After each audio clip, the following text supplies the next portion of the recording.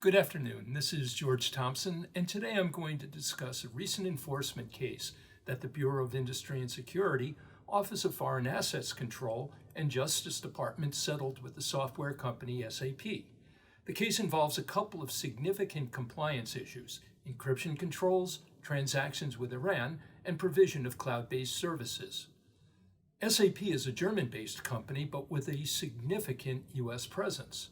The compliance problems arose from its exports of software, upgrades, and patches from the United States to Iran and Iranian companies. This activity implicates both the Export Administration Regulations and the Iranian Transactions and Sanctions Regulations, although for different reasons. The BIS concerns arose due to SAP's unlicensed exports of controlled encryption software. According to that agency, the items were controlled for encryption and national security reasons. Items controlled for those reasons require an export license to Iran, which SAP did not get. OFAC prohibits exports of virtually all items and services to Iran, so providing controlled or non-controlled software from the U.S. to Iran is a violation of the OFAC sanctions. As described by OFAC, the software was delivered from SAP servers in the United States and SAP's U.S. headquarters content delivery provider. The sales of cloud-based subscription services to third country-based customers that then provided access to users located in Iran were conducted by two of SAP's Cloud Business Group subsidiaries in the United States. Some of the apparent violations arose from SAP's allowing the use of cloud-based software in Iran by non-Iranian parties, presumably business visitors from third countries. Compounding the situation, some SAP employees knew these activities were not permitted, but let them occur anyway. Internal audits that had uncovered gaps in the company's compliance program also were ignored.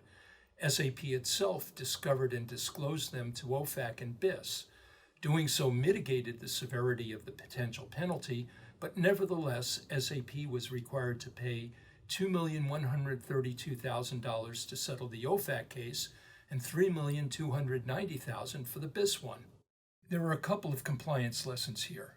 The first is that companies making software available on the internet, and that's by far the most common method these days, should be aware of the product's control status and ensure that appropriate measures are in place to block access from restricted countries.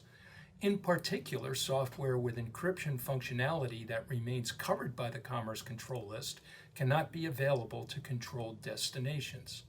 Second, the provision of cloud services can be a problem. Although the use of software as a service is not an export under the EAR, it does constitute provision of a service under the OFAC regulations. Here too, appropriate blocking measures should be put in place. Third, Iran remains a highly restricted destination under both the EAR and the Iranian Transactions and Sanctions Regulations.